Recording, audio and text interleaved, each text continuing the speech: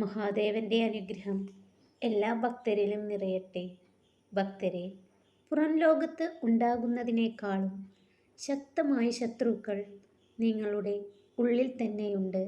അവയാണ് ദേഷ്യം, വൈരാഗ്യം, അസൂയ, വെറുപ്പ് തുടങ്ങിയവ. നിങ്ങളുടെ ജീവിതത്തിൻ്റെ ശോഭയുള്ള ഭാഗത്ത് നിങ്ങൾ ശ്രദ്ധ കേന്ദ്രീകരിക്കുമ്പോൾ ഇരുണ്ട ഭാഗം സ്വയം അപ്രത്യക്ഷമാകും.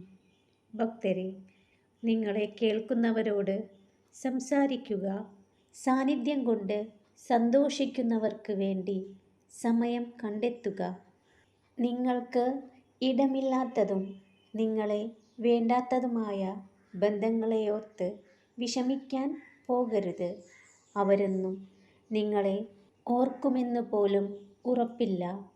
നിങ്ങളുടെ ആശയങ്ങളിലും വിശ്വാസങ്ങളിലും അടിയുറച്ച് നിൽക്കുക. മറ്റൊരാൾക്ക് വേണ്ടി ഒന്നും മാറ്റേണ്ടതില്ല. നിങ്ങളെ രക്ഷിക്കാൻ നിങ്ങൾക്കല്ലാതെ മറ്റാർക്കും കഴിയില്ല.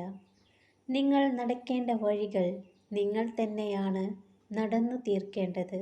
ഭക്തരെ, പല പ്രശ്നങ്ങളും പരിഹരിക്കപ്പെടാതെ പോകുന്നത് പ്രശ്നങ്ങളുടെ സങ്കീർണത കൊണ്ടല്ല, അവ കൈകാര്യം ചെയ്യുന്നവരുടെ അയോഗ്യത കൊണ്ടാണ്. നിങ്ങൾക്ക് എന്തില്ല എന്ന് ചിന്തിക്കുന്നതിനേക്കാൾ നിങ്ങൾക്ക് എന്തൊക്കെയുണ്ട് എന്ന് ചിന്തിക്കാൻ പഠിക്കുക. മറ്റുള്ളവർ എന്തു പറയും എന്നതിൽ ശ്രദ്ധ ചെലുത്താതിരിക്കുക. ചിന്തകളും പ്രവൃത്തികളും മഹത്തരമാണെങ്കിൽ, സമ്പത്തില്ലെങ്കിലും സൗന്ദര്യമില്ലെങ്കിലും നിങ്ങളെന്നും മറ്റുള്ളവരുടെ മനസ്സുകളിൽ ജീവിക്കും. ഭക്തരെ, നിങ്ങളുടെ ജീവിതത്തിന് എപ്പോഴും ഒരു ലക്ഷ്യമുണ്ടായിരിക്കണം. നിങ്ങളുടെ ധൈര്യം നിങ്ങളുടെ മനസ്സിലാണ്. നിങ്ങളെക്കാൾ നിങ്ങളുടെ മനസ്സ് അറിയുന്നവരായി വേറെ ആരുമില്ല. നിങ്ങളുടെ ലക്ഷ്യം നിങ്ങൾക്ക് വേണ്ടിയുള്ളതാണ്. തെറ്റുകൾ ഉണ്ടാകുമ്പോൾ തളരാതെ അതിൽ നിന്നും ശരിയായ വഴികൾ വികസിപ്പിച്ചെടുക്കാൻ പഠിക്കുക. ക്ഷമയോടെ കാത്തിരിക്കുക.